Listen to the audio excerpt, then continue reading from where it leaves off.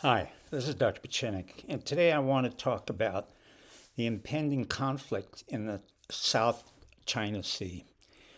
Angela Merkel, one of the great leaders of Western Europe and Chancellor of Germany since 2005, said something very serious and very astute. She warned the United States and China not to get into a conflict on the South China Sea.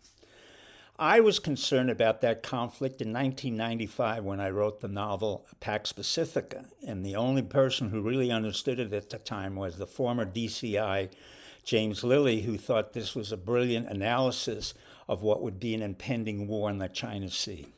But the South China Sea is about 1.5 million square miles. It's bordered by Vietnam on one side, China on the other, on the same side. You have the Philippines, you have Malaysia, you have Taiwan, and about 33 to 35% of the world traffic goes through this 1.4 million square miles. It's an important point of traffic. It's an important point where there's oil and rare minerals underneath on the ocean. It's believed to be in the billions of tons. The more important part is the fact that I have warned our country that you cannot go against China in any form right now. China has grown rapidly.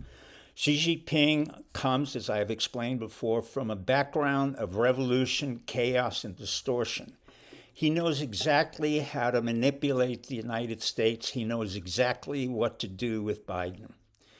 The key point here is that Secretary of State Blinken was looking for a potential war and encouraged our vessels to go into the South China Sea and possibly create a conflict with China.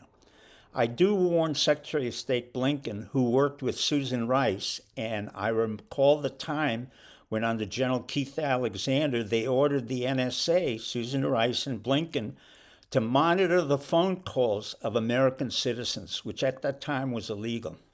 So I'm putting Blinken on notice. Not only had he committed, in my opinion, treason in the past, he's incompetent, as I've said, and also he's a Warhawk who had never served in our administration or in any wars, as did Biden.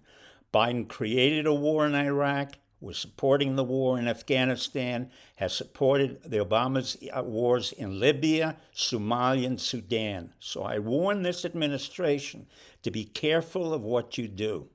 Because if you engage with China, she doesn't play games. She will defeat many of our boats. We have, in effect, a lower number of boats there, but more effective boats. China has about 200 to 300 small vessels. They dominate in number, but not in quality, the South China Sea. We have about 15 to 16 nuclear subs and going up to about 65. I will not break them down because some of them are ballistic missile subs and intercontinental missiles, but they're very effective. We have about 11 aircraft carriers and about 200 and plus different cruise ships in the South China Sea. We're very efficient. Our Navy is very effective. But more importantly, we do not need to confront China at this point in time. Number one, China has an economic problem. Number two, we need to get our economy straight. We're going into an inflationary spiral. We're having problems with our growth, effective growth, and at this point, America does not want to go to war in any way or in the future.